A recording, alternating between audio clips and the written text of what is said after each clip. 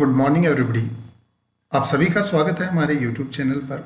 आज हम बात करने जा रहे हैं काव्य प्रकाशकार मम्मट के द्वारा काव्य के जो 6 प्रयोजन बतलाए हैं उनके विषय में। काव्य प्रकाशकार मम्मट एक समन्वयवादी आचार्य रहे हैं। इन्होंने अपने काव्य में काव्य के प्रयोजन, लक्षण, हेतु आदि के विषय में विस्तार पूर्वक चर्चा की है। इन्होंने अपने काव्य में, जो कि काव्य प्रकाश एक लाक्षणिक ग्रंथ भी है, तो यहाँ इन्होंने काव्य के प्रयोजन बतलाते हुए कहा है कि काव्य के मुख्य 6 प्रयोजन माने हैं कि काव्यम यशसे अर्थकृते व्यवहार विदे शिवेतर रक्षतये सद्यः परनिवृत्तये कांता संमिततयोपदेश युजे। अर्थात इन्होंने कहा है यहाँ पर कि काव्य की रचना के काव्यम यशसे, अर्थात काव्य जो है कवि के द्वारा यश प्राप्ति के लिए लिखा जाता है। जैसे कालिदास, भारवी, माघ, बाण आदि कवियों ने काव्य जो लिखा है, काव्य की जो रचना की है, वो यश प्राप्ति के लिए की है। दूसरा प्रयोजन इन्होंने बताया है अर्थकृते, अर्थात व्यवहार के लिए या सांसारिक कार्यों के लिए सबसे जरूरी और आवश्यक है अर्थ, अर्थात धन। तो इस आर्थिक युग में अर्थ की प्राप्ति के लिए कवि के द्वारा काव्य की रचना की जाती है। जैसे कि कहा है कि धन अर्जन के लिए जो श्रीहर्ष ने रत्नावली नाटिका लिखी है, इसी प्रकार भारवी ने एक पद्य के बदले में 1 लाख स्वर्ण मुद्राएं प्राप्त की थी। इसी प्रकार अनेक कवियों ने अर्थ प्राप्ति के लिए काव्य की रचना की है।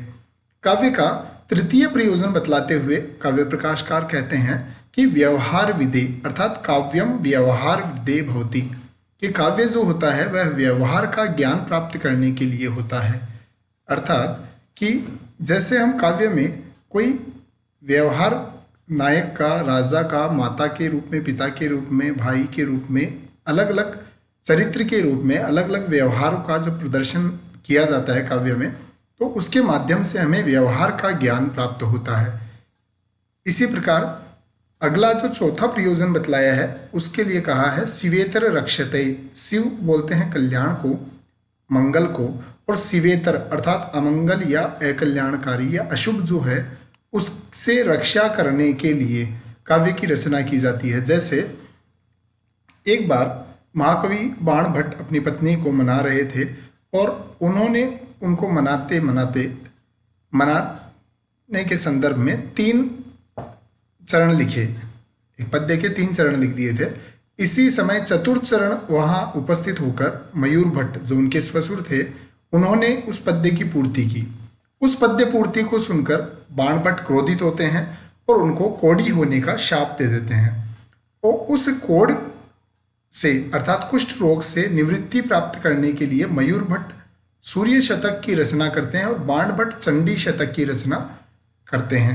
क्योंकि बदले में मयूर भट्ट ने भी उनको शाप दिया था, तो दोनों ही अपने अपने शाप की विमुक्ति के लिए अपने 2 ग्रंथ रचते हैं। इस प्रकार मयूर भट्ट द्वारा सूर्य शतक और बाण भट्ट द्वारा चंडी शतक जो है वो शिवेतर रक्षते, अर्थात अमंगल का नाश करने के लिए रचे गए काव्य हैं।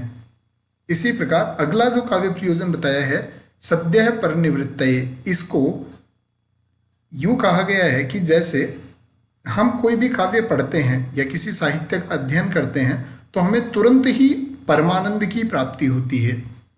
यह जो प्रयोजन है इसे काव्य का पारमार्थिक या सबसे मुख्य प्रयोजन भी कहा गया है। छठा जो प्रयोजन बतलाया है वो कहा जाता है कांता संमिततयोपदेश युजे, अर्थात कांता के समान उपदेश से युक्त, अर्थात कांता के समान उपदेश देने वाला काव्य होता है। कहने का तात्पर्य यह है कि यहाँ उपदेश 3 प्रकार का होता है, प्रभु सम्मित, सुहृद सम्मित और कांता सम्मित।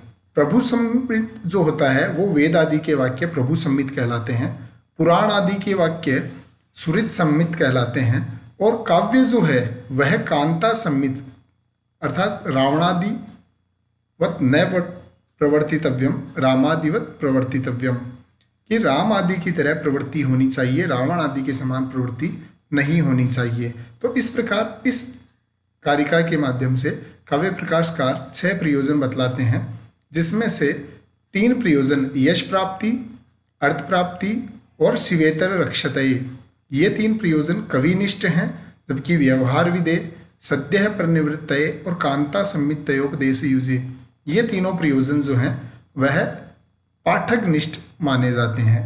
इस प्रकार से इन 6 प्रयोजनों की बात काव्य प्रकाशकार मम्मट ने यहाँ की है। धन्यवाद।